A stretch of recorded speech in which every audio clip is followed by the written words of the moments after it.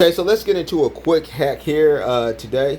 You can go to the internet and they got these little planters that you can put like a Anubias or whatever plant that comes in there, like Anubias, Crips, or Swords, or whatever plant that comes in a pot. You can put them in the planter, and then you can pop them in there, and then they grow out. And sometimes some of them are 3D printed, some of them are professional, like the planters that you might see on Aquarium Co-op.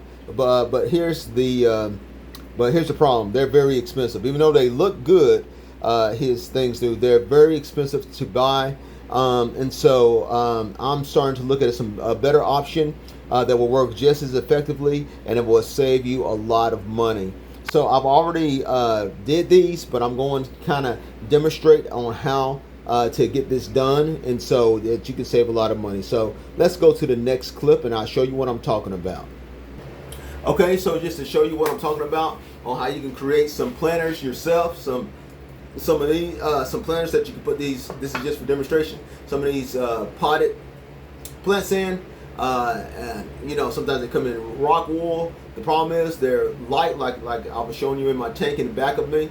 They're light. They can easily get pushed around by fish, or sometimes they just fall over by themselves. But we want to save money instead of ordering them online, which will cost you sometimes the price of the product plus shipping. Plus you got to pay tax and stuff like that. It can really be expensive. On one site, I'm not going to mention the name of it. I think y'all all know it.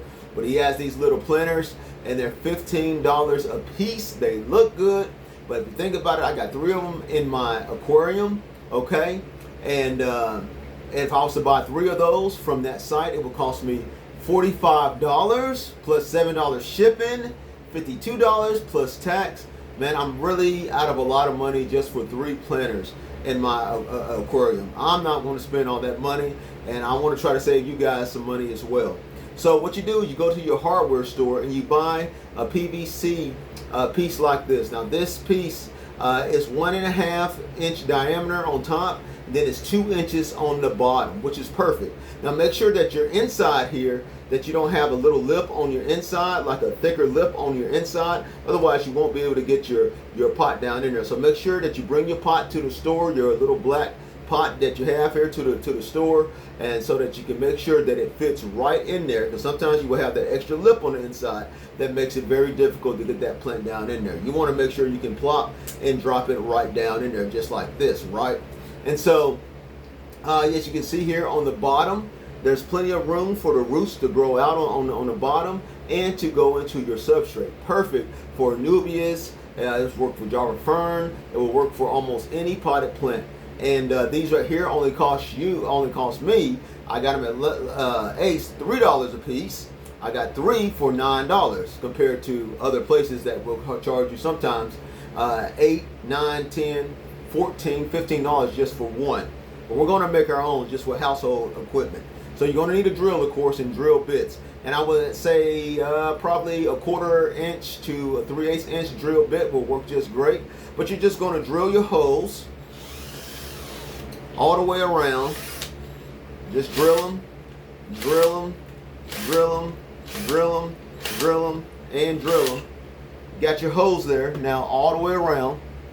And that's good, because now you're going to provide a little place if you've got shrimp in your tank for shrimp or small fish to get away and have a place to hide. And plus it's going to have nutrition that will come in through the bottom to feed, to help with your plant as well as the roots that's here on the bottom. Now if you get done with that, then you're going to just simply scruff it up on the inside with your but I would say get about 60 grit sanding paper. 60, 80, 120 is just fine. I would just get kind of a rough one like that. 80 is great. If you don't have 80, you can use your 60 or your 120 will be great. But you're going to get your inside there, get all that plastic stuff out your inside. Rough it up, and then rough it up everywhere on the outside, okay? Now it's all roughed up. It's got a rough area on the outside, okay? Now it's all rough on the outside. Now it's rough on the inside, rough on the outside. Then you go to your faucet and you wash it off in your faucet, or inside or outside. Wash all that little fine debris off. Blow it off, get it all off, make sure it's all dry. Again, let's get the demonstration.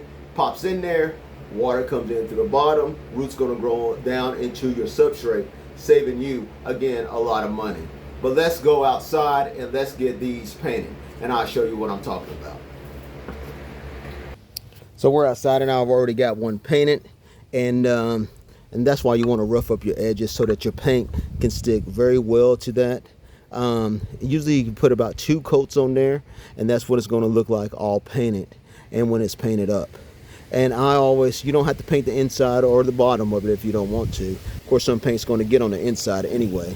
And give it about 7 to 8 days to fully cure, become chip resistant, and always use, at least in my opinion, Crayon Fusion paint. Very strong adhesive, and it's chip resistant, and it's totally safe for your tank. I'm sure other spray paints can be safe as well, but I've always have used the Crayon and always had success with that.